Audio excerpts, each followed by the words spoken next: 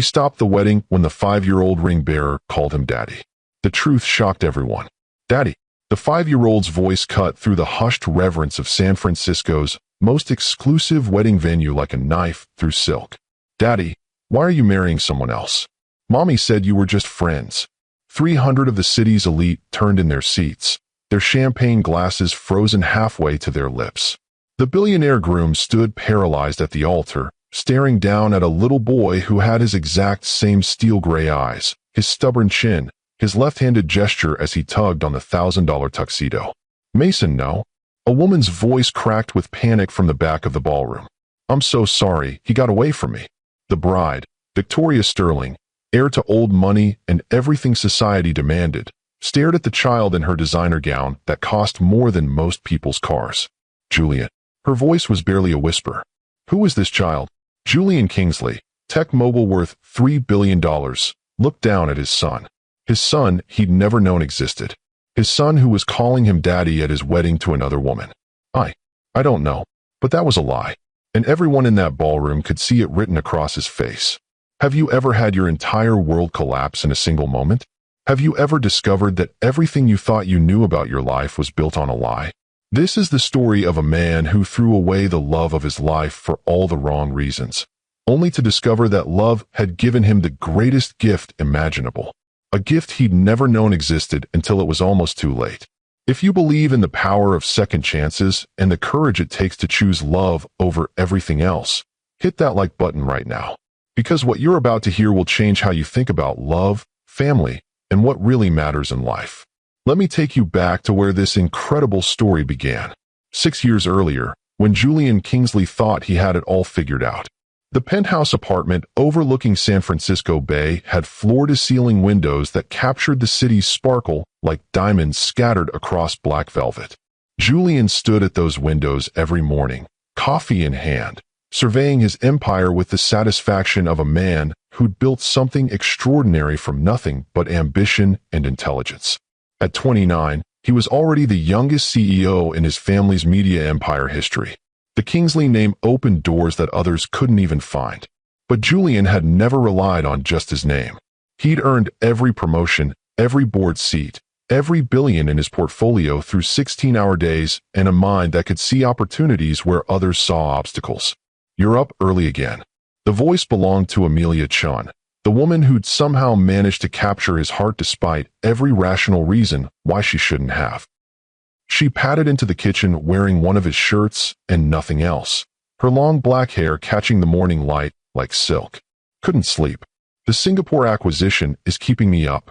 Julian set down his coffee and pulled her into his arms, marveling as he always did at how perfectly she fit against him. What's my excuse for being awake at 5 a.m.? You're opening your first restaurant next month. I'd be worried if you were sleeping soundly. Amelia smiled up at him, her brown eyes warm with the kind of love that made him believe he could conquer the world. Plus, you promised to help me test the new spring menu today. Remind me why I fell in love with the chef again? Because I feed you better than anyone else ever has or ever will. Julian kissed her forehead, breathing in the scent of vanilla and cardamom that always clung to her hair. 3 years of marriage, and he still felt like the luckiest man alive every time he woke up next to her. Julian, darling, are you ready for breakfast? The voice that interrupted their moment belonged to Eleanor Kingsley, Julian's grandmother and the iron-fisted matriarch who'd controlled the family fortune for 40 years. She stood in their kitchen doorway dressed in her usual armor of designer suits and disapproval.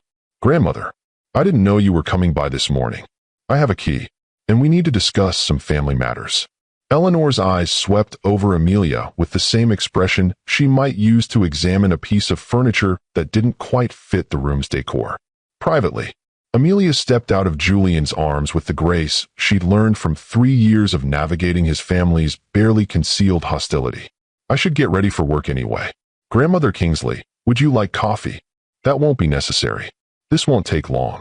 Julian watched his wife disappear into their bedroom, her shoulders set in the defensive posture he'd seen too often when his family was around.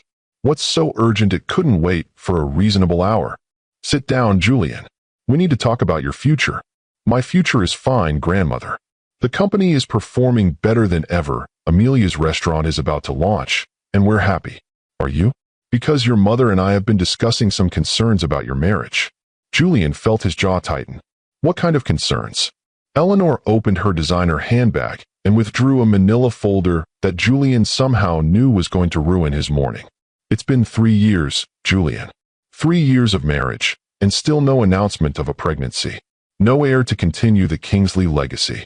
Amelia and I are still young. We have time. Do you? Because I've taken the liberty of consulting with some specialists. The best fertility doctors money can buy. Eleanor opened the folder and spread its contents across their breakfast table. The consensus is concerning. Julian stared at the medical reports bearing his wife's name, his stomach churning with a mixture of anger and dread. You had my wife medically evaluated without her knowledge.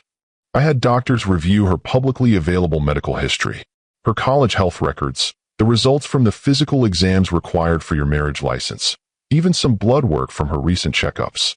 The pattern is clear, Julian.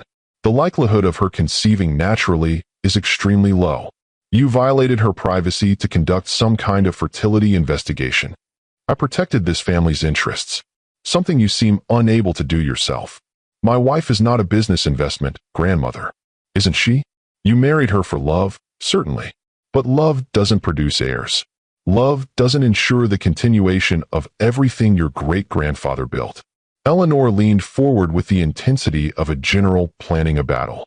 The Kingsley legacy depends on the next generation, and every month that passes without a pregnancy is another month wasted. Julian stood up abruptly, his chair scraping against the marble floor. This conversation is over. Is it? Because your mother received a very interesting phone call yesterday. From Patricia Melbourne's mother. What does Patricia Melbourne have to do with anything? She's 25, Julian. From one of the oldest families in the city. Her mother had 4 children with no complications whatsoever. And according to Caroline Melbourne, Patricia has always carried a torch for you. Are you seriously suggesting I should leave my wife for Patricia Melbourne? I'm suggesting you consider what's best for this family's future. You can support Amelia financially, ensure she's comfortable. But you need a wife who can give you children. The bedroom door opened, and Amelia emerged dressed in her chef's whites, ready for another day of building the culinary empire she'd dreamed of since childhood. She took one look at the medical reports spread across their breakfast table and went completely still. What is this? Julian moved toward her, but she stepped back, her eyes scanning the documents with growing horror. Amelia, I had nothing to do with this. Fertility assessments, hormone level analyses, ovulation predictions. Her voice was barely above a whisper. You've been investigating my ability to have children? I have, Eleanor said without a trace of shame. And the results are not encouraging. You violated my medical privacy to determine my reproductive worth to this family. I conducted due diligence that should have been done before the wedding. If Julian had been thinking with his head instead of his heart, we wouldn't be in this position. Amelia's hands shook as she set the reports back on the table. This position? You mean the position of being married to someone you consider defective? I mean the position of a family line potentially ending because of poor fertility choices. Poor fertility choices. Amelia repeated the words like she was tasting poison.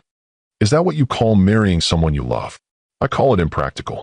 Julian has responsibilities that go beyond personal satisfaction. Julian watched his wife's face transform from hurt to something harder, more dangerous. Get out of my house. Excuse me. I said get out. Take your reports and your medical opinions and your family legacy concerns and leave. Now, Eleanor stood with regal dignity, as if she'd expected this reaction. Julian, I hope you'll consider what we've discussed today. The Melbourne family is hosting a charity gala next weekend. Patricia will be there. Grandmother, think about your future, dear. Think about what kind of legacy you want to leave behind. After Eleanor left, the penthouse felt like a crime scene. Julian and Amelia stood on opposite sides of their kitchen island, the medical reports between them like evidence of a betrayal neither of them had seen coming. Did you know? Amelia's voice was calm, but Julian could see the storm building behind her eyes. Of course not. I would never violate your privacy like that. But you didn't stop her either. I didn't know what she was planning. That's not what I mean, Julian. Amelia picked up one of the reports, her knuckles white as she gripped the paper. I mean you didn't shut down the conversation. You didn't tell her that my fertility status is none of her business. You didn't defend me. I told her the conversation was over. After you let her present her case for why I'm inadequate as your wife. Julian ran his hands through his hair, feeling trapped between the woman he loved and the family expectations that had shaped his entire life. She's concerned about the company, about the foundation. Everything my great-grandfather built depends on family succession. And what do you think, Julian? Do you agree with her concerns? The question hung in the air like a loaded gun. Julian knew that his answer would determine everything that happened next, but he also knew that anything he said would be wrong. I think we should talk to a specialist. Get a real medical opinion, not whatever invasion of privacy my grandmother conducted. That's not what I asked you.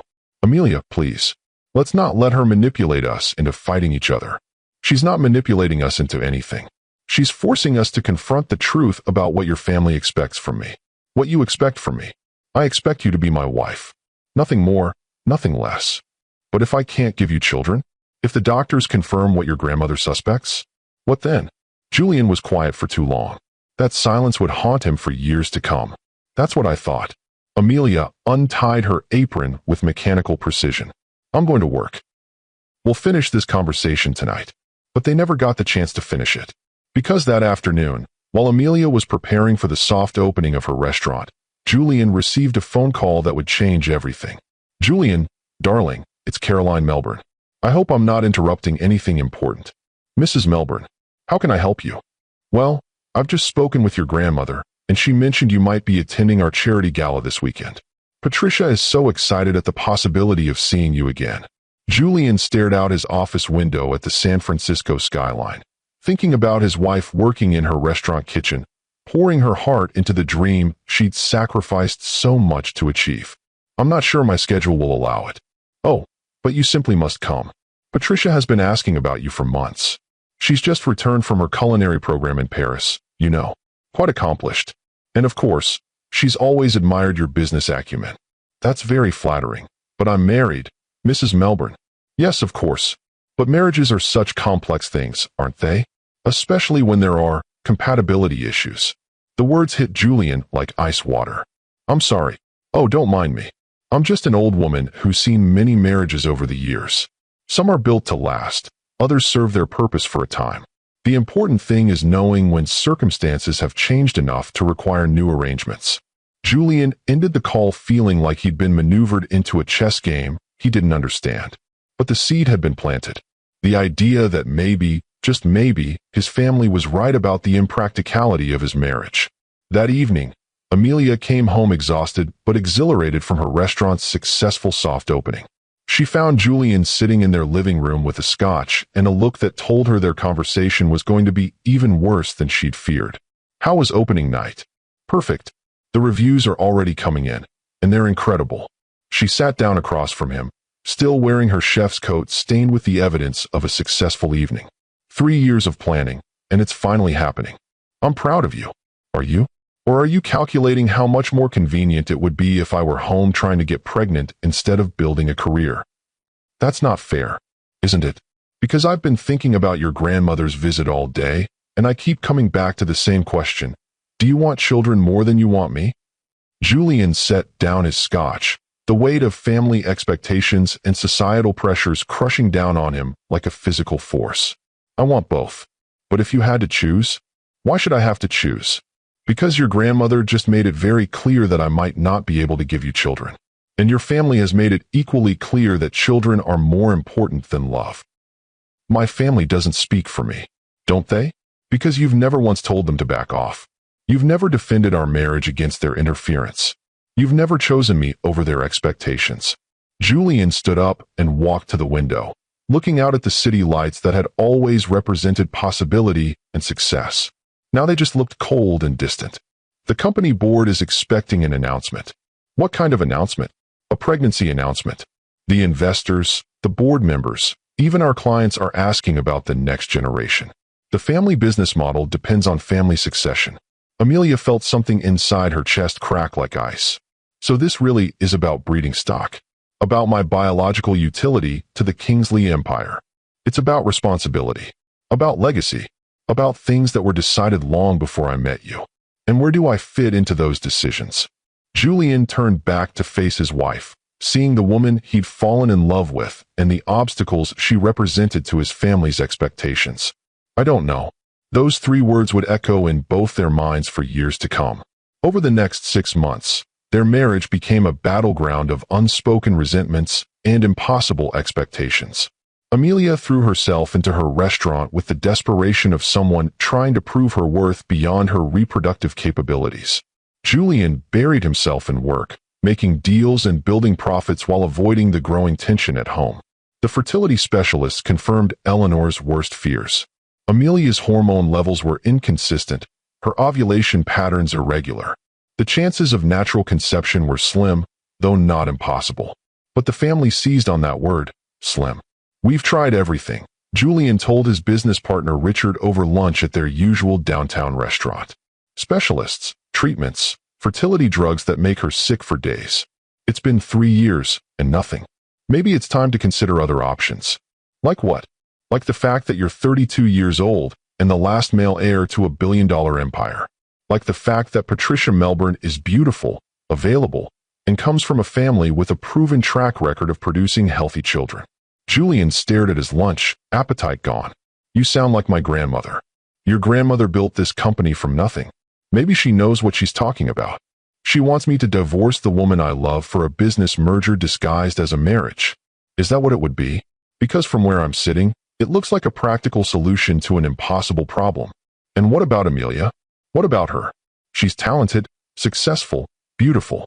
She'll find someone who can appreciate what she has to offer without the pressure of family expectations. Someone who doesn't need what I need from a wife." The words came out before Julian could stop them, and he immediately felt sick saying them. Exactly. Everyone wins. But Julian knew that wasn't true. Because that night, he went home to find Amelia waiting for him with a bottle of wine and the kind of smile that used to make him forget about everything else in the world. "I have news," she said, her eyes bright with excitement. "Good news, I hope." The restaurant got reviewed by Food and Wine magazine. Not just reviewed, Julian. Featured. They're calling it the most innovative culinary experience on the West Coast. Julian felt a surge of pride and love so strong, it almost knocked him off his feet. This woman, his wife, had built something extraordinary while navigating the pressure and criticism his family had subjected her to for 3 years. That's incredible. You deserve every bit of recognition they're giving you. There's more. They want to do a feature story about chef owners who are changing the industry. National exposure, Julian. Everything I've worked for. She was glowing with success and happiness, and Julian knew that what he was about to say would destroy both. "Amelia, we need to talk about our future." The light in her eyes dimmed slightly. "What about our future? About whether we're being realistic about what we both want from life. I want to be married to you and build something meaningful with my career. What do you want?" "I want children. I want to be a father. And I want to ensure that everything my family has built continues for the next generation." Those aren't mutually exclusive goals, aren't they? Because it's been 3 years, and we're no closer to having children than we were when we got married. Amelia set down her wine glass carefully, like she was handling something fragile. "Are you giving me an ultimatum?" "I'm trying to be honest about the pressure I'm under from my family, from the company, from expectations that existed long before I met you. And I'm trying to understand if you're asking me to choose between my career and getting pregnant. I'm asking you to consider that maybe we want different things from life. I want you, Julian. I want our marriage. I want to build a life together that includes both our dreams. But if your dreams don't include children, they do include children. Just maybe not on your grandmother's timeline." Julian walked to their bedroom window, looking out at the city where Patricia Melbourne lived in her family's mansion, where his grandmother was probably planning his future like a chess game. "What if we can't have children naturally? What if the doctors are right about your fertility issues? Then we explore other options. Adoption, surrogacy, fertility treatments. We figure it out together. My family won't accept adopted children as heirs to the company." The words hung in the air like a death sentence for their marriage. "I see." Amelia's voice was barely above a whisper. "So this really is about producing legitimate heirs for the Kingsley Empire. It's about responsibility. It's about reducing me to my reproductive capabilities. That's not what I'm doing." "Then what are you doing, Julian?" "Because from where I'm sitting, it sounds like you're telling me that if I can't produce babies on demand, I'm not fulfilling my function as your wife." Julian turned back to face her, seeing the pain in her eyes and knowing he was the cause of it. I'm trying to be honest about the reality of our situation. The reality? The reality is that you're a coward who's letting his family dictate his personal life because it's easier than standing up for what you claim to believe in. That's not fair. Fair? You want to talk about fair? Fair would be having a husband who defended his wife against his family's attacks. Fair would be having a marriage based on love instead of biological expectations. Fair would be building a life together instead of letting other people decide our future. They stared at each other across their living room. 3 years of marriage crumbling into accusations and impossible choices. I need some air, Amelia said finally. I need to think. She grabbed her coat and left their penthouse, walking out into the San Francisco night that felt like freedom after the suffocating atmosphere of their home.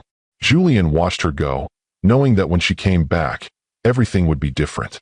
3 hours later, Amelia returned to find Julian waiting with divorce papers spread across their coffee table. You work fast. I called our lawyer after you left. These are preliminary papers, just to start the conversation about how we'd handle things if we decided to separate. If we decided? Or if you decided? Amelia, please sit down. Let's talk about this rationally. Rationally. Right. Because there's nothing emotional about ending a marriage. But she sat down anyway, looking at the legal documents that would dissolve everything they'd built together. How long have you been planning this? I've been thinking about our options for months. Your options, not our options. The options available to both of us if we acknowledge that we want different things from life. Amelia picked up the divorce papers, scanning the legal language that reduced their love story to property division and financial settlements. You've already consulted with Patricia Melbourne, haven't you? Julian's silence was answer enough. How long, Julian? How long have you been planning your next marriage while pretending to work on this one? It's not like that. Then what is it like? Because these papers are very detailed for something you just thought of tonight. I've been trying to figure out what's best for everyone involved. Everyone except me. This would be good for you too, Amelia. You'd be free to focus on your career without the pressure of family expectations. You could find someone who doesn't need what I need from a wife. And what do you need from a wife, Julian? Since you seem to have it all figured out. Julian looked at his wife, the woman who'd supported his ambitions, built her own empire, and loved him unconditionally for 3 years. I need someone who can carry on the family legacy. I need children. You need a broodmare. Don't be cruel. Cruel? You're divorcing me for being infertile, and I'm being cruel. I'm setting us both free to find what we really need from life. What I really need is a husband who fights for our marriage instead of surrendering at the first sign of difficulty. This isn't the first sign of difficulty. It's 3 years of trying and failing and watching my family lose faith in our future. Your family's faith or your own? Julian stood up, unable to sit still under the weight of his decision. Both. Then sign the papers and get out of my sight. Amelia, I want you to know that this isn't about you not being enough. You're incredible, brilliant, talented, beautiful. Any man would be lucky to have you. Just not you. Not me with my responsibilities. Your responsibilities or your cowardice? Julian had no answer for that. He signed the papers with hands that shook slightly, officially ending their marriage while Amelia watched with dry eyes and a heart that felt like it was breaking into 1,000 pieces. I'll be generous in the settlement. You'll have enough to start over, build whatever life you want. I don't want your money. Take it anyway. You'll need it to expand the restaurant, hire more staff, really build the empire I know you're capable of creating. How thoughtful of you to encourage my career now that it's no longer competing with my reproductive duties. Amelia, please don't make this harder than it has to be. Harder than it has to be? You're ending our marriage because I can't produce heirs on command, and you want me to make it easier for you? I want us both to be able to move forward with our lives. You want to marry Patricia Melbourne with a clear conscience. Julian didn't deny it, which was all the confirmation Amelia needed. She gathered the signed papers with mechanical precision, her movements careful and controlled. I'll be out of the penthouse by tomorrow. You don't have to rush. Yes, I do. I can't spend another night in this house knowing you're already planning your future with someone else. The next morning, Amelia packed her life into suitcases and boxes, taking only what she'd brought to the marriage and leaving behind everything that reminded her of the 3 years she'd spent trying to be enough for a man who decided she wasn't. Julian went to work early to avoid watching her leave, but he found himself staring out his office window, wondering if he was making the biggest mistake of his life. 2 weeks later, he was having dinner with Patricia Melbourne at the city's most exclusive restaurant, listening to her talk about her culinary training in Paris and her plans to open her own catering company. "It's so wonderful that we can support each other's ambitions," Patricia said, her blonde hair catching the candlelight like spun gold. "I've always believed that successful marriages are really partnerships between equals." Absolutely. Julian found himself comparing Patricia's polished beauty to Amelia's natural warmth, her practiced conversation to his ex-wife's genuine passion. "Mother mentioned that you and your ex-wife had some compatibility issues. I want you to know that I understand how important family planning is to a man in your position." The casual way she dismissed his marriage to Amelia as a compatibility issue made Julian's stomach turn. But he pushed down the discomfort, focusing instead on the practical advantages of this new relationship. Patricia was everything his family wanted in a daughter-in-law. She was beautiful, well-connected, from the right social circles. Her mother had 4 children with no fertility issues. She understood the expectations that came with marrying into the Kingsley family. She was also nothing like Amelia. "I'm looking forward to getting to know you better," Julian said, meaning it even as part of him wondered what his ex-wife was doing at that very moment. 6 weeks after their divorce was finalized, Julian announced his engagement to Patricia Melbourne.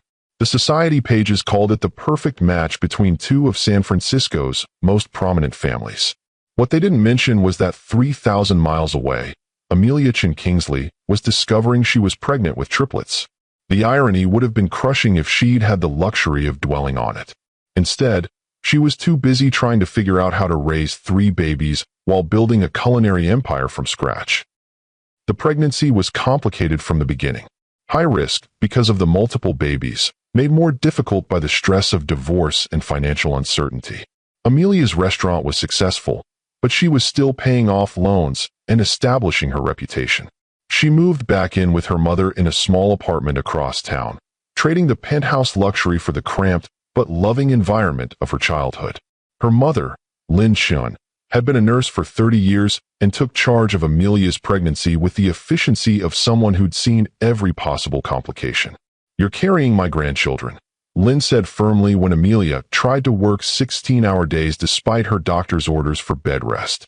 "That means you follow medical advice, not your stubborn pride." "I can't afford to slow down, Mom. The restaurant needs me, and I have medical bills to pay. The restaurant will survive. These babies won't if you work yourself into premature labor." Amelia's doctor confirmed her mother's concerns. At 28 weeks, she was ordered to complete bed rest. The babies were growing well, but her body was struggling with the demands of carrying 3 children. "Triplets are always challenging," Dr. Sarah Martinez explained during one of their weekly appointments. "But your babies are fighters, just like their mother. What are the chances they'll be okay? If we can get you to 34 weeks, their chances are excellent. Before that, we're looking at significant NICU time and potential complications." Amelia made it to 36 weeks before going into labor on a rainy Tuesday evening in February. Samuel was born first, 6 pounds and perfectly healthy. Lily followed 4 minutes later, 5 pounds but strong. Mason came last, the smallest at 4 pounds, but with lungs that announced his presence to the entire maternity ward. Holding her 3 children for the first time, Amelia felt a love so fierce it took her breath away. These were Julian's children too, babies who had his gray eyes and stubborn chin, his intelligent expressions and determined personalities.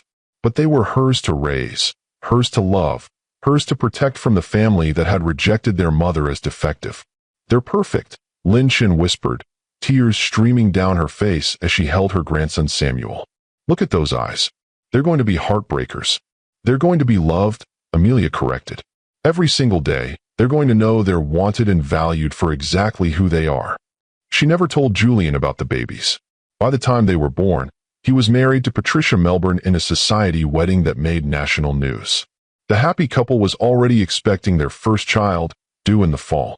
Amelia read about the pregnancy announcement in a magazine while nursing her 3-month-old triplets, feeling a complex mixture of pain and vindication. Julian had gotten everything he'd wanted. A wife from the right family, a pregnancy announcement that satisfied his relatives, a marriage built on practical considerations instead of inconvenient emotions. She hoped he was happy, really, truly happy, because happiness was what she was building for herself and her children, one day at a time. The first year was brutal. 3 babies meant 3 feeding schedules, 3 sleep patterns, 3 sets of needs that didn't always align. Amelia's restaurant suffered as she struggled to balance motherhood with her career, but her staff stepped up to help in ways that reminded her why she'd chosen this industry. "Chef, you need to go home," her sous chef Jeremy would say when he found her falling asleep over inventory reports. "The babies need you more than we do right now. I can't afford to be absent. You can't afford to collapse from exhaustion either. We've got this handled." And somehow they did. The restaurant not only survived Amelia's reduced involvement, but thrived under the collaborative leadership style she'd been forced to develop. Her staff became a chosen family, supporting her through the challenges of single motherhood while building something extraordinary together. By the time the triplets turned 1, Amelia had achieved something she'd never expected: balance. Not perfect balance, but the kind of sustainable rhythm that allowed her to be present for her children while pursuing her professional dreams. Samuel was walking early, determined to keep up with his sisters despite being the youngest. Lily had shown an early aptitude for music, clapping along to rhythms with perfect timing. Mason was the observer, watching everything with Julian's analytical intelligence already evident in his infant expressions. "They're so different already," Amelia told her mother as they watched the babies play in their small living room. "It's amazing how 3 children from the same pregnancy can have such distinct personalities. They get that from both sides of their family. Your creativity and independence, their father's intelligence and determination. Their father doesn't know they exist. That's his loss. These children will grow up knowing they're loved completely by the people who chose to be in their lives." As the children grew from babies to toddlers to preschoolers, Amelia built the life she dreamed of but had never thought possible as a single mother.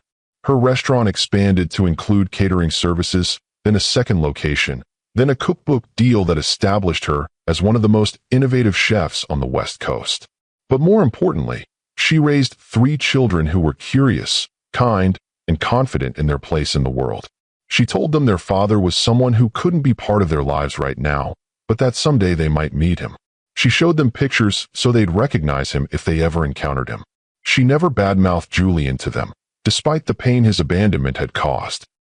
These children deserved to form their own opinions about their father if they ever had the chance to meet him. What she never expected was that the meeting would happen at his wedding to another woman.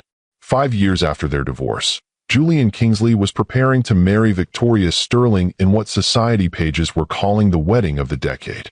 He'd divorced Patricia Melbourne after 3 years of marriage and 1 son together, citing irreconcilable differences that everyone knew meant he'd grown tired of a relationship built on practical considerations instead of love. Victoria was different from Patricia, more sophisticated, more challenging. She ran her own tech startup and didn't need Julian's money or status to define her worth. Their relationship was based on mutual respect and compatible life goals rather than family pressure and biological imperatives. At least, that's what Julian told himself as he stood at the altar of the St. Regis ballroom, waiting for his bride to walk down the aisle. He'd spent 5 years building a fortune that dwarfed even his family's expectations, proving that he could succeed without the foundation's support if necessary. He'd learned to navigate relationships without his grandmother's interference, to make decisions based on his own judgment rather than family pressure. But he'd never learned to stop thinking about Amelia Chun. She haunted his dreams and his quiet moments, the woman who'd loved him unconditionally before he'd thrown that love away for all the wrong reasons. He'd heard about her success through mutual acquaintances, read about her restaurants in food magazines, even driven past her original location once just to see the line of customers waiting for tables. She'd built everything he'd predicted she would, and more.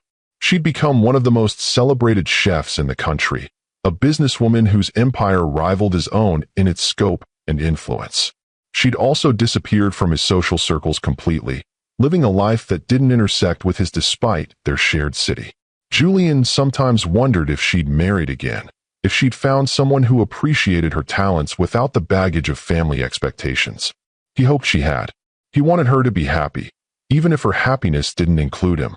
What he didn't know was that she was in the ballroom at that very moment, directing the catering staff that would serve dinner to his wedding guests. What he couldn't have imagined was that she'd brought her children with her because her regular babysitter had called in sick.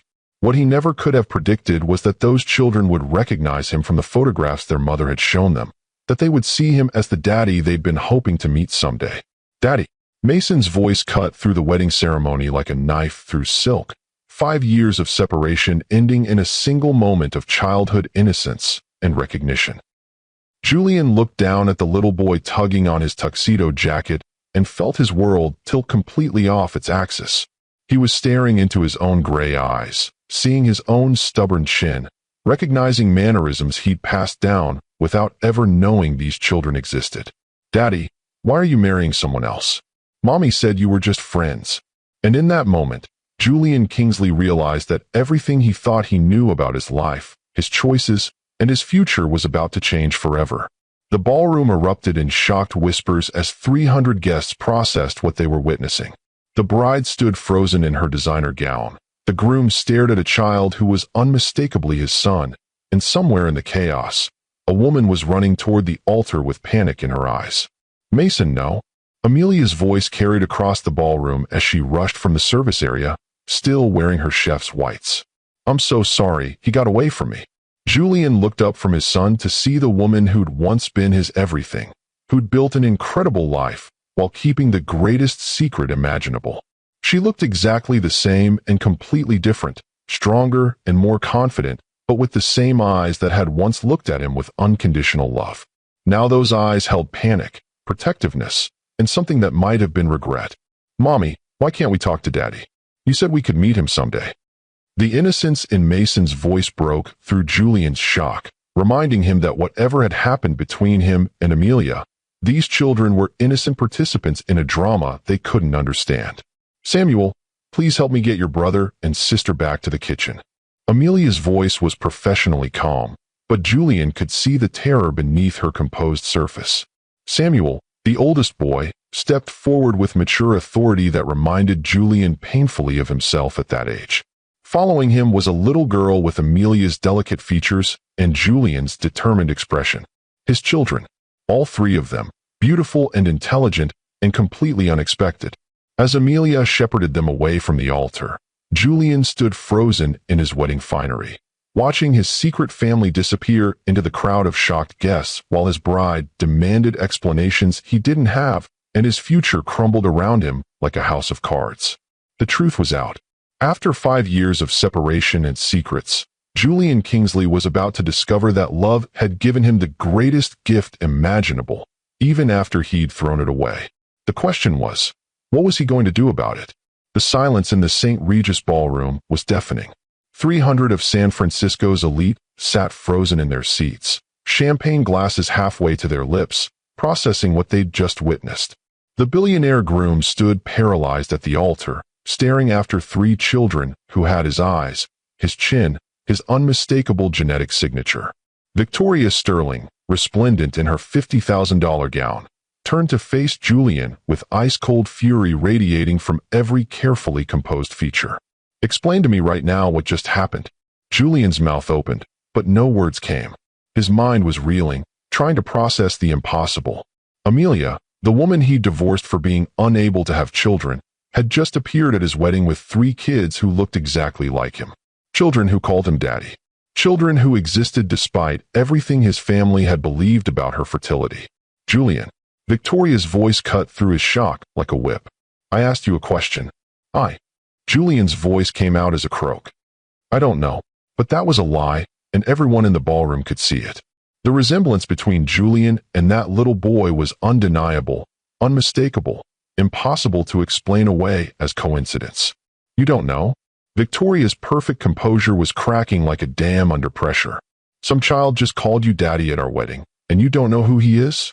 Eleanor Kingsley rose from her seat in the front row with the regal bearing of someone accustomed to controlling crisis situations. Her steel-gray eyes, so similar to Julian's, swept over the chaos with calculating precision.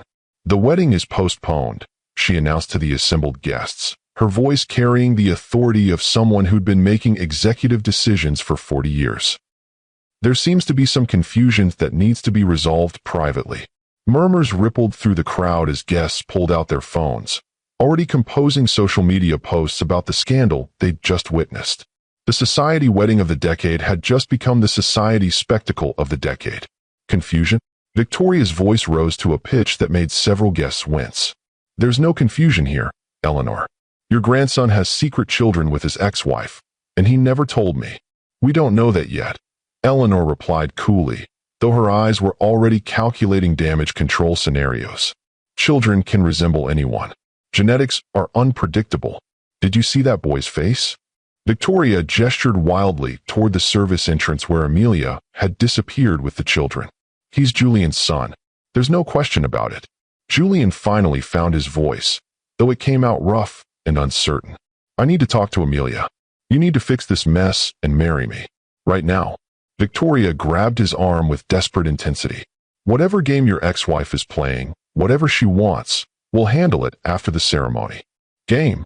Julian stared at his bride, seeing her clearly for perhaps the first time. You think she's playing a game? What else would you call it?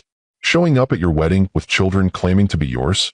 It's obviously an attempt at extortion or publicity. Those children look exactly like me. Children can look like anyone. That doesn't prove anything. But Julian knew it proved everything. The moment he'd looked into Mason's eyes, he'd seen himself looking back. Not just physical resemblance, but something deeper. Recognition. Connection. The unmistakable bond between father and child that transcended explanation. I have to find them. If you walk away from this altar, Julian, I'll destroy you. Victoria's voice was deadly calm, the threat delivered with the precision of someone accustomed to getting her way through intimidation. Socially, professionally, personally. I have connections, influence, resources you can't imagine. Use them, Julian said, surprising himself with how little her threats affected him. I don't care anymore about social standing or business connections or any of the things I used to think mattered. You'll care when you're ruined. Julian looked around the ballroom at the faces of San Francisco's elite, all watching his personal crisis unfold like entertainment. These people had defined his worth for 35 years. Their approval had shaped every major decision of his life, from his choice of college to his first marriage to his business partnerships. But right now, all he could think about were 3 children who existed despite everything he'd believed about his past. Children who'd called him daddy like it was the most natural thing in the world. I was already ruined, he said quietly. I've been ruined for 5 years, living a life that meant nothing, making decisions based on other people's expectations instead of my own heart. He turned away from Victoria's shocked face and walked toward the service entrance, leaving behind 300 guests, a $20 million wedding, and the approval he'd spent his entire life seeking. Julian found Amelia in the hotel's main kitchen, efficiently directing her catering staff as if nothing extraordinary had just happened. She'd removed her chef's coat to reveal a simple black dress underneath, but her professional demeanor remained intact despite the chaos her children had inadvertently created. The 3 kids sat at a prep table in the corner, quietly sharing a plate of cookies while their mother handled the crisis they'd caused. Julian studied them from the doorway, marveling at how much they'd grown since birth, how much of himself he could see in their faces and gestures. Samuel, the oldest, had his analytical intelligence already evident in the way he observed everything around him. Lily possessed an artistic sensitivity that reminded Julian of his mother, combined with his own stubborn determination. Mason, the youngest, radiated the kind of confident charm that Julian recognized from his own childhood photos. They were perfect, beautiful, intelligent, obviously well-loved and well-raised. And they were his. We need to talk, Julian said as he entered the kitchen. We need to get through this reception first, Amelia replied without looking at him, her attention focused on coordinating the dinner service for 300 guests. Your guests are expecting a meal, regardless of whatever personal drama just unfolded. Forget the guests. Are those children mine? Amelia paused in her instructions to her sous chef, her shoulders tensing with the weight of a secret she'd carried for 5 years. Jeremy, can you take over the garnish station? I need a moment. She finally turned to face Julian, and he was struck by how much she'd changed since their divorce. Success had given her a confidence that radiated from her very presence. She moved with the assured grace of someone who'd built an empire from nothing, who'd proven her worth beyond anyone's expectations. She was more beautiful than he remembered, and that beauty was enhanced by strength, independence, and the unmistakable glow of a woman who'd found her purpose in life. "Yes," she said simply. "They're yours." The confirmation hit Julian like a physical blow, driving the breath from his lungs and making him grab the nearest counter for support. "How?" "The usual way, Julian. Conception, pregnancy, birth. Basic biology. You were pregnant when we divorced? I found out 2 weeks after you signed the papers, while you were announcing your engagement to Patricia Melbourne in the society pages." Julian staggered backward as the timeline clicked into place with devastating clarity. "You never told me." "Told you what? That the woman you divorced for being barren was pregnant with triplets? That your defective ex-wife was carrying 3 babies while you were picking out wedding rings with my replacement? Triplets." The word came out as barely a whisper, the full scope of what he'd missed crashing over him like a tsunami. Samuel, Lily, and Mason. They were born at 36 weeks, but they're healthy and brilliant and perfect in every way. Amelia's voice carried the fierce pride of a mother who'd raised exceptional children against impossible odds. Julian looked at the 3 kids who were pretending not to listen to their parents' conversation while sharing cookies and juice boxes. His children, his sons and daughter, who'd grown up without him, who'd learned to call him daddy from photographs instead of daily interaction. "Why didn't you tell me?" The question came out raw with 5 years of accumulated pain and regret. "Because you'd made it very clear that I was worthless to you without functioning reproductive organs. Because you'd already chosen someone else. Because I wasn't going to let you hurt them the way you hurt me.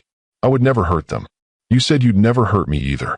The accusation hung in the air between them, sharp with the memory of cruel words and broken promises. Julian moved closer, lowering his voice so the children couldn't hear the conversation that was reshaping his understanding of everything. "Amelia, I've missed 5 years of their lives. 5 years of bedtime stories and first steps and birthdays and everything that matters." "Yes, you have. That's the consequence of your choices. They call me daddy like they know me. I showed them pictures. I told them their father was someone who couldn't be part of their lives right now, but that someday they might meet you. What else did you tell them about me? That you weren't a bad person, just someone who had different priorities. I never badmouthed you to them, Julian. Despite everything you put me through." Julian felt a surge of gratitude so intense it brought tears to his eyes. Even after he'd destroyed their marriage, even after he'd abandoned her while she was carrying his children, Amelia had protected his relationship with kids he'd never known existed. "They seem happy, well-adjusted. They are. We've built a good life together. You've done an incredible job. With them, with your business, with everything." Julian studied Amelia's face, seeing the woman who'd fallen in love with overlaid with the strength and independence of someone who'd rebuilt their life from scratch. "I heard about your success. The restaurants, the cookbook, the television appearances. You've become everything I always knew you could be. I did what I had to do. You did what I should have helped you do." Before Amelia could respond, Mason had slipped away from the prep table and approached Julian with the fearless curiosity of a 5-year-old who'd been told this man was his father. "Are you really our daddy?" Mason asked, looking up at Julian with eyes that were mirror images of his own. Julian knelt down to the little boy's level, his heart breaking and healing simultaneously as he came face to face with his youngest son. "Yes, I am. I'm sorry it took so long for us to meet. Mommy said you had important work to do. I did have work, but nothing more important than getting to know you and your brother and sister. Are you going to live with us now?" The question was so innocent, so hopeful, that Julian felt tears threatening for the second time in 5 minutes. "That's something your mommy and I need to figure out together." "I hope you do," Lily said, joining her younger brother with the directness that seemed to be a family trait. "Mommy gets sad sometimes when she thinks we're not looking." "Lily," Amelia warned gently, but Julian could see the truth of his daughter's observation in the slight flush that colored her cheeks. "It's true, Mom. You get that look when you see other kids with their dads at school pickup." Samuel, the oldest and most perceptive, had been watching this interaction with the analytical intelligence Julian recognized as his own. "Are you married to the pretty lady in the white dress?" That's Complicated right now. Did you come to your own wedding? Lily asked with the kind of logic that only made sense to a child. I was supposed to. But meeting you three changed my mind about a lot of things. Good, Mason declared with satisfaction that made Julian smile despite the chaos surrounding them. Mommy's much prettier than the lady in the white dress. Mason. Amelia blushed, but Julian could see she was fighting a smile. It's true, Mom. And you're nicer too. The pretty lady seemed mean when she was yelling. You can't judge people by how they look when they're upset, sweetheart. I can judge them by how they treat the catering staff, Samuel said with mature observation that made Julian proud and heartbroken simultaneously. She was rude to everyone who was trying to help her. Julian filed that information away, realizing his children had been watching his relationship dynamics all evening with the keen perception that children often brought to adult situations. Kids, Amelia said firmly, why don't you go help Michelle with the dessert prep? I need to talk to your father. The word father sent a jolt through Julian's chest. After 5 years of not knowing these children existed, hearing Amelia acknowledge his paternity felt like a gift he didn't deserve. The children obediently returned to their tasks, but Julian could feel them listening to every word of the conversation that would determine their future. You can't just blow up your life because you discovered you have children, Amelia said quietly, her voice carrying the weight of someone who'd been protecting these kids from disappointment for their entire lives. Why not? They're my children too. They're children who don't know you, who have a routine and a life that doesn't include you. I won't let you disrupt their stability for your own emotional needs. What if I want to be part of that stability? Then you'll have to earn it. Gradually, carefully, with their best interests in mind, not your own guilt or regret. And what about us? The question came out before Julian could stop it, revealing the hope he'd been afraid to acknowledge even to himself. There is no us, Julian. There's co-parenting, if you prove you're serious about being a father. Nothing more. What if I want more? Then you should have thought about that before you divorced me for being infertile while I was carrying your children. The kitchen door burst open with enough force to rattle the industrial shelving, and Victoria appeared like an avenging angel in designer silk. Behind her came Eleanor Kingsley and what appeared to be half the wedding party, their faces ranging from curiosity to outrage to calculating interest. There you are. Victoria's voice was shrill with fury and humiliation. Julian, this farce has gone on long enough. Tell everyone that this woman is lying, that these children aren't yours, and let's finish our wedding. I can't do that, Victoria. Why not? Because it would be a lie. They are mine. The admission sent shock waves through the assembled group.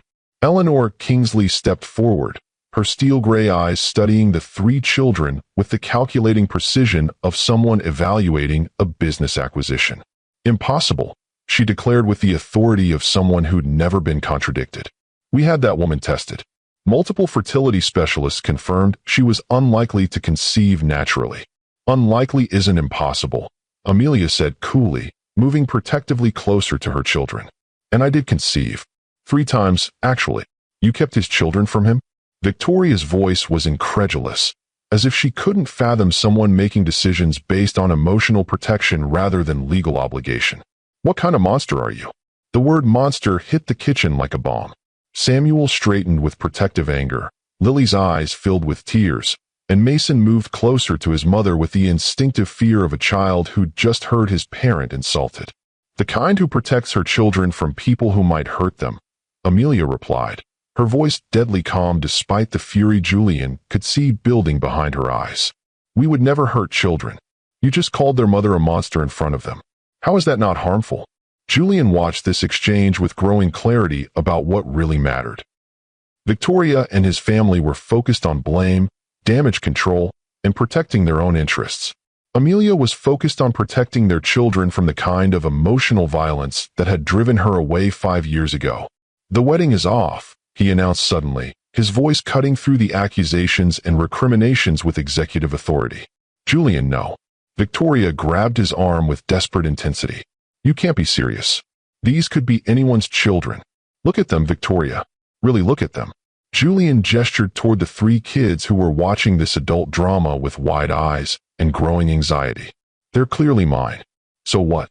You can support them financially, provide for their education, set up trust funds. That doesn't mean you have to destroy your life over them. The casual way Victoria dismissed his children as inconveniences to be managed financially rather than relationships to be cherished told Julian everything he needed to know about the woman he'd almost married. Destroy my life? Those are my children. Meeting them is the best thing that's happened to me in 5 years. You're being emotional and irrational. Think about what you're giving up. Our marriage, your family's approval, your social standing, your business partnerships. I'm thinking about what I gave up 5 years ago and what I have a chance to get back now. Eleanor stepped forward with the authority of someone accustomed to controlling family decisions through a combination of financial leverage and emotional manipulation. Julian, you will not embarrass this family any further.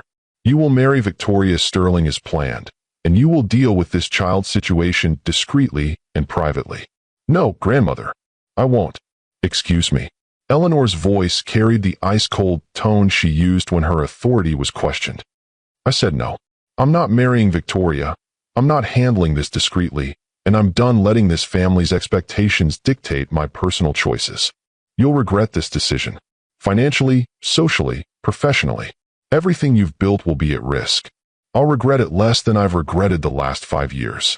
Julian turned away from his family's shocked faces and knelt down in front of his 3 children, who were watching this confrontation with the kind of serious attention kids reserve for moments they sensed would change everything.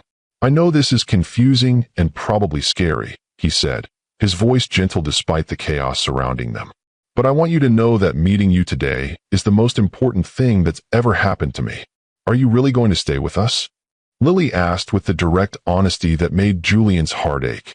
I'm going to try very hard to be part of your lives, if that's what you want and what your mother allows.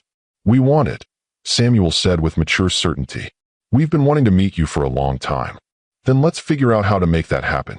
Julian stood and faced Amelia, whose eyes were bright with unshed tears as she watched him interact with their children. I know I have no right to ask this, but can we go somewhere private and talk? Really talk about everything. About what?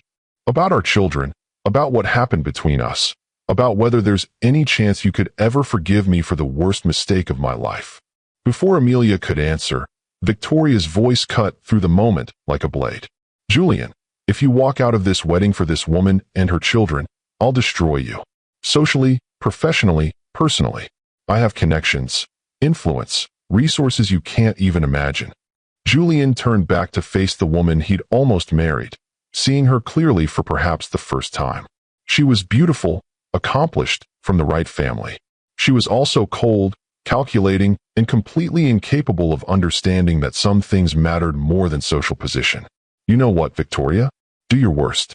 Destroy my reputation. Tank my business. Turn every social contact against me. I don't care anymore. You don't mean that. I've never meant anything more in my life. I've spent 35 years living for other people's approval, making decisions based on social expectations instead of what my heart told me was right. I'm done with that. You're throwing away everything for a woman who lied to you about your own children? She didn't lie to me. She protected our children from people who would treat them like commodities instead of human beings. Eleanor made a sound of disgust that carried across the kitchen like a judgment. Julian, you're being manipulated by a woman who deceived you for 5 years. These children could be anyone's. Look at them, grandmother. Really look at them. They have our eyes, our bone structure, our mannerisms. They're Kingsley's, whether you want to acknowledge it or not.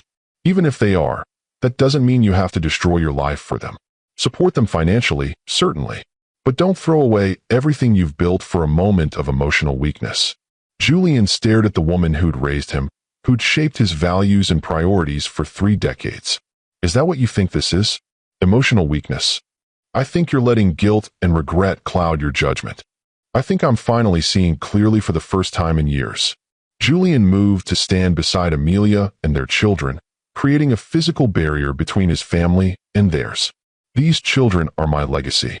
Not the company, not the foundation, not the social position. Them. You'll regret this decision when the reality of single parenthood sets in. I'll regret it less than I regretted walking away from them 5 years ago.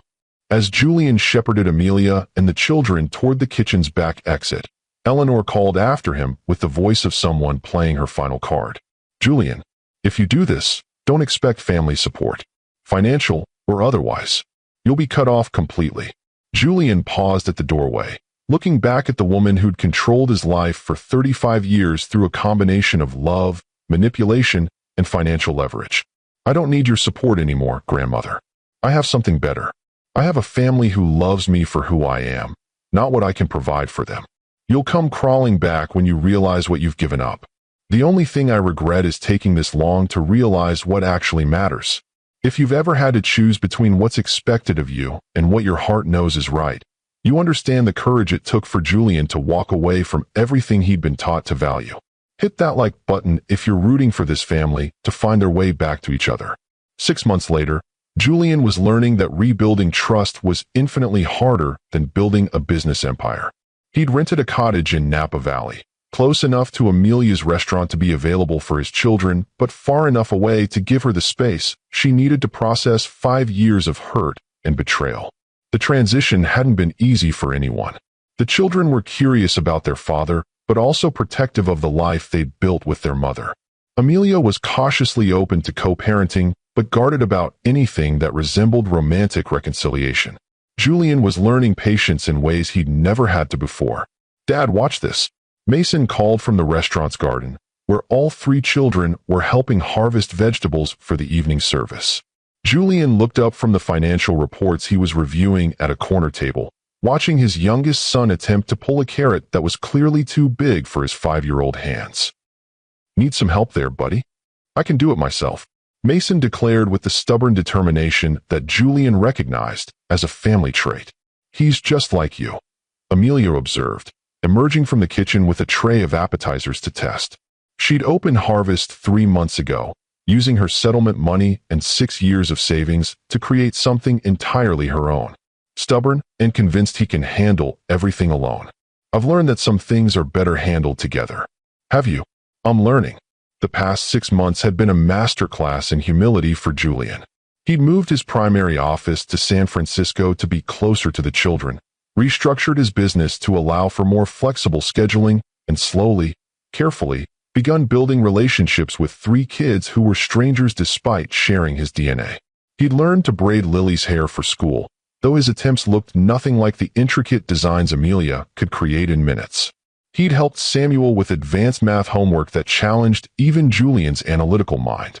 He'd read bedtime stories to Mason with all the dramatic voices the little boy demanded, discovering that his youngest son had inherited his flair for performance along with his intelligence.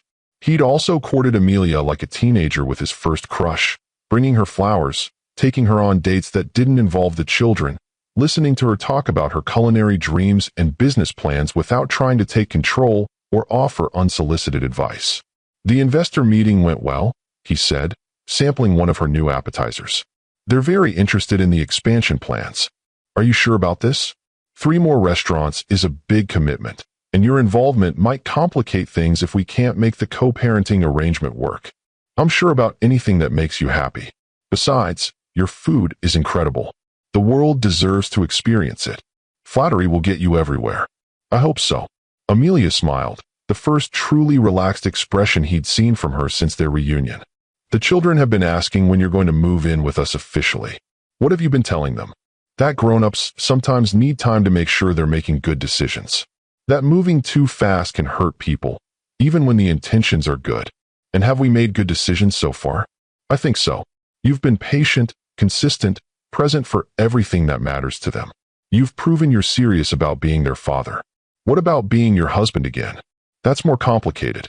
"Because you don't trust me yet?" "Because I don't trust myself yet. 5 years ago, I loved you so completely that your rejection nearly destroyed me. I can't go through that again, and I won't put the children through it either." Julian set down his coffee and moved to sit beside her on the restaurant's patio, overlooking the vineyard that stretched toward the mountains. The setting sun painted everything in golden light, making the moment feel like something from a movie about second chances and redemption. "What would it take for you to trust that I won't hurt you again?" "Time. Consistency. Proof that you choose us even when it's difficult or inconvenient." "What if I told you that every day for the past 6 months has been the happiest I've been since our divorce?" "I'd say that's a good start."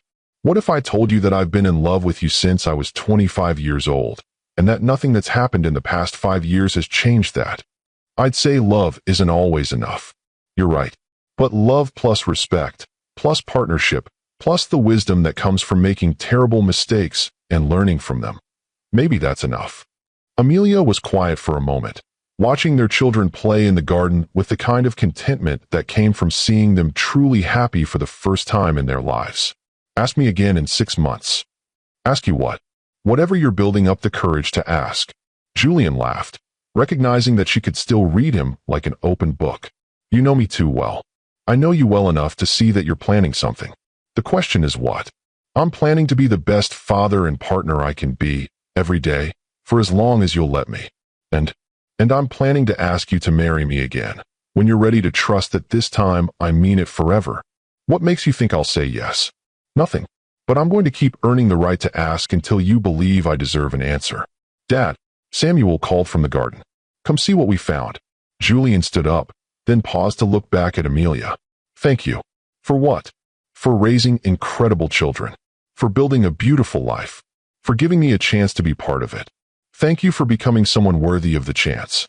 As Julian joined his children in the garden, Amelia watched the 4 of them together and felt something she hadn't experienced in 5 years, complete happiness. Not the desperate hope of their first marriage, not the defensive independence she'd built as a single mother, but the deep contentment that came from a love built on truth, respect, and daily choice. Julian had kept every promise he'd made in those chaotic moments at his aborted wedding. He'd shown up consistently, prioritized their family above everything else, and proven that people really could change when they had sufficient motivation.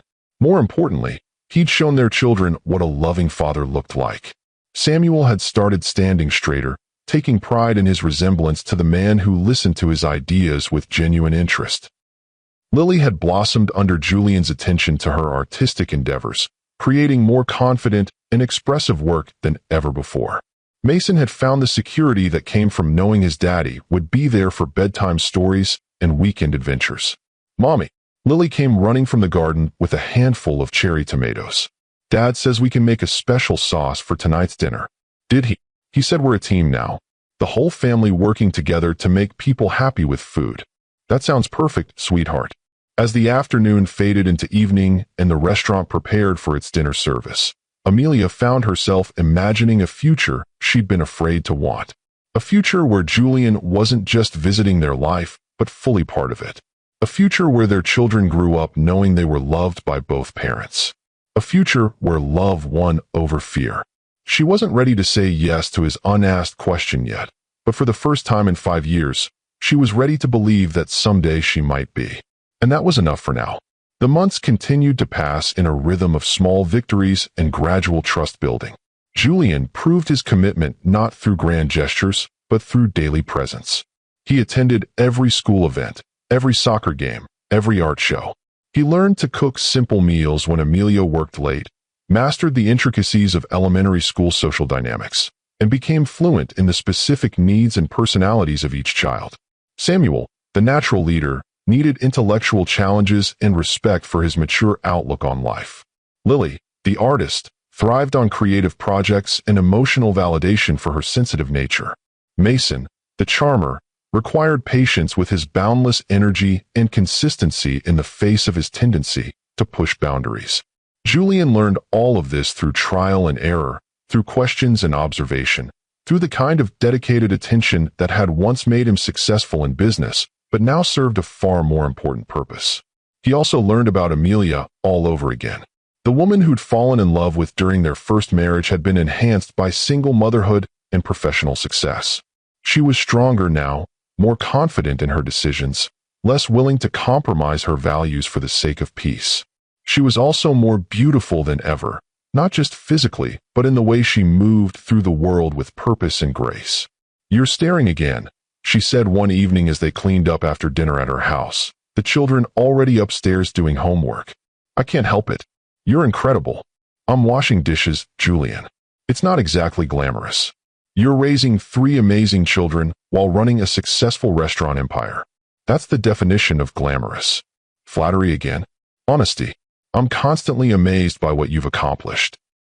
Amelia dried her hands and turned to face him, leaning against the kitchen counter with the kind of relaxed posture that indicated she was finally comfortable having him in her space. "Can I ask you something? Anything. Do you ever regret it? Walking away from Victoria, from your family's approval, from the life you'd built?" Julian considered the question seriously, thinking about everything he'd lost and everything he'd gained. "I regret the years I missed with you and the children. I regret the pain I caused you. I regret being too cowardly to stand up for our marriage when it mattered. That's not what I asked. I don't regret walking away from a life that was built on other people's expectations instead of my own values. I don't regret choosing love over social standing.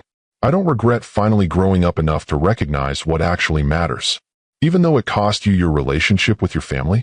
My grandmother cut me off financially and socially, but my parents have started coming around.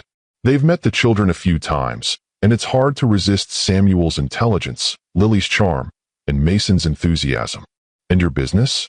Some clients were uncomfortable with the scandal, but others respected my choice to prioritize family.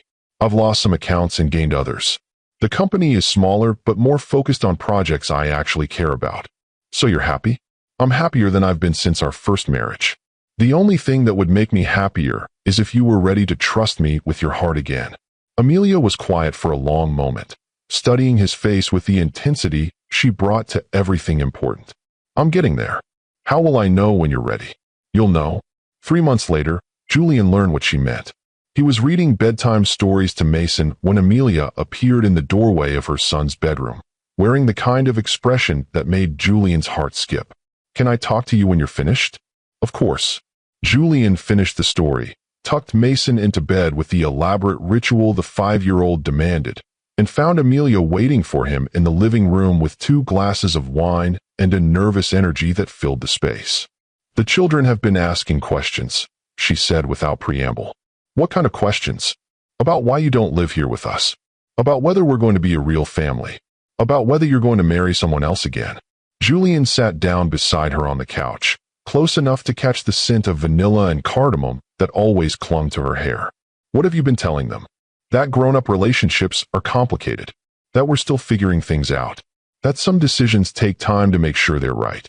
"And what decision have you made?" Amelia turned to face him fully, her brown eyes serious but warm. "I've decided that I want to stop being afraid of getting hurt again." "What does that mean?" "It means I love you, Julian. I've never stopped loving you, even when I hated you. It means I want to try to build something real together, not just for the children, but for us." Julian felt his world shift on its axis for the second time in a year, but this time toward joy instead of chaos. "Are you sure?"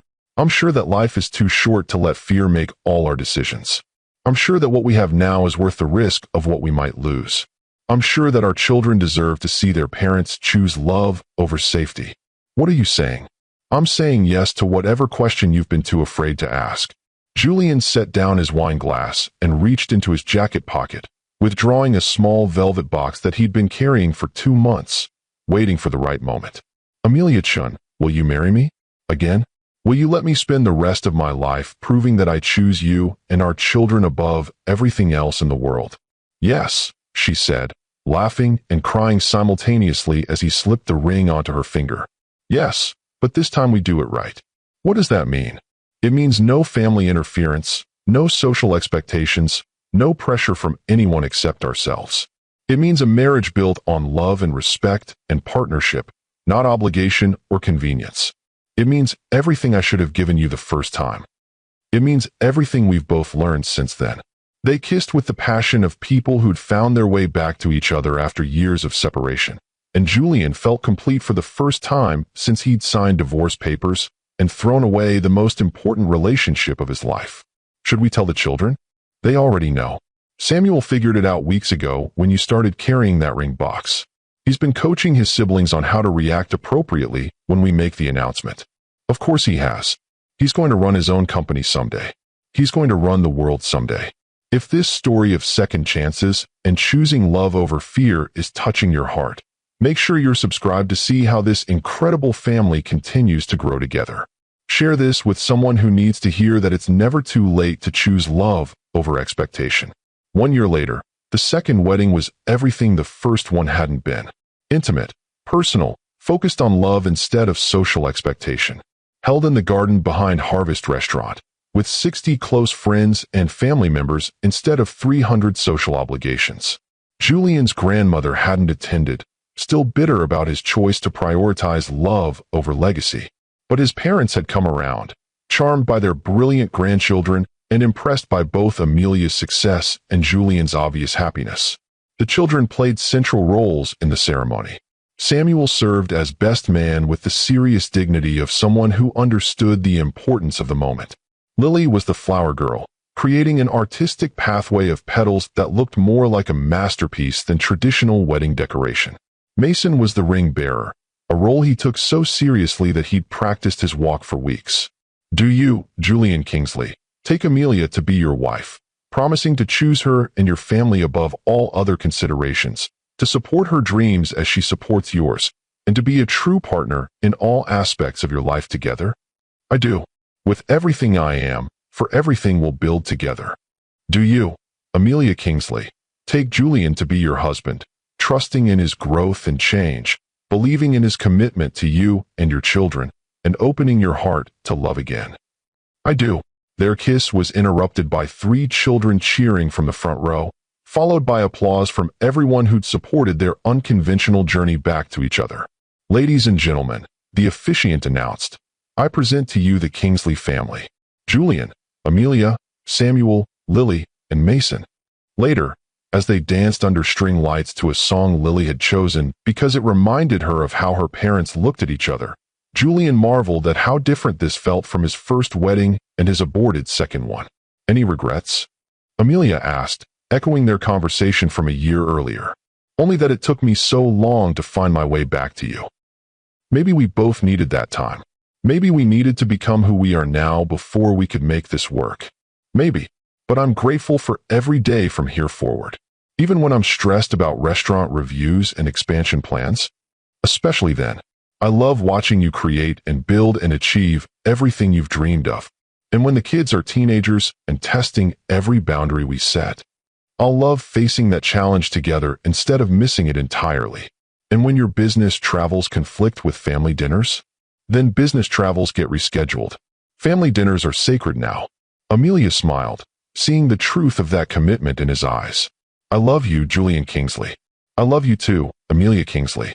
Thank you for the greatest gift of my life. Which gift is that? The chance to be part of a real family. The chance to love and be loved for who I am, not what I can provide. As the evening progressed, Julian watched his children dance with their grandparents, their friends from school, the restaurant staff, who'd become extended family. Samuel had written a speech about second chances that had moved everyone to tears. Lily had created a painting of their family as trees growing together with intertwined roots. Mason had appointed himself official greeter and taken the job so seriously that he'd personally welcomed every guest. Julian's heart was full in a way it had never been during his first marriage or his relationship with Victoria.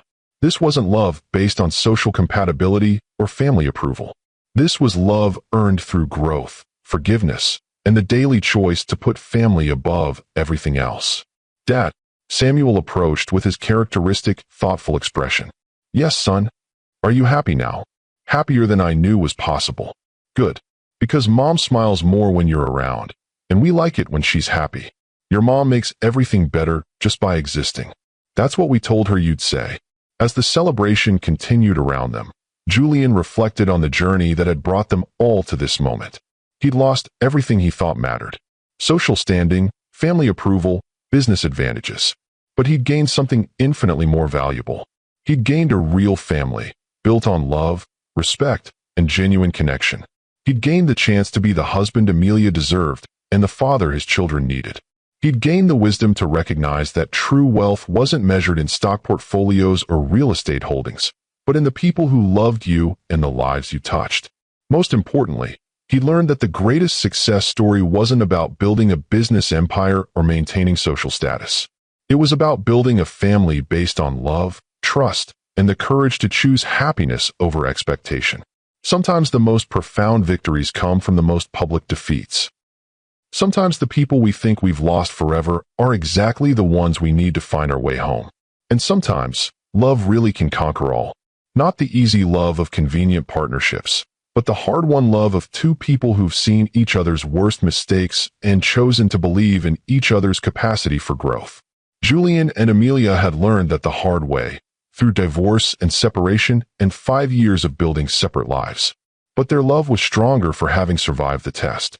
Their children had gained not just a father, but living proof that families can be rebuilt, that people can change, and that love is always worth fighting for.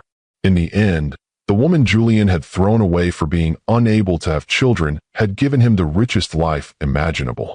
A life full of purpose, love, and the daily miracle of being part of something bigger than himself. And that was worth more than all the social status and family approval in the world. If this story of redemption and second chances has touched your heart, please share it with someone who needs to hear that it's never too late to choose love over fear. Subscribe for more incredible stories of love conquering all, and let me know in the comments. Do you believe people can truly change when they find their real purpose in life? The truth is, we all make mistakes. We all have moments when we choose the wrong thing for the wrong reasons. But the real measure of a person isn't in their mistakes. It's in their willingness to admit they were wrong, to do the hard work of change, and to fight for what really matters. Julian Kingsley learned that the hard way. But he also learned that it's never too late to choose love, never too late to put family first, and never too late to become the person you were always meant to be. Because in the end, love isn't just about the emotion we feel. It's about the choices we make every single day to put the people we love ahead of everything else. It's about showing up, being present, and proving through our actions that some things are worth more than money, status, or approval. And sometimes, if we're very lucky, love gives us a second chance to get it right.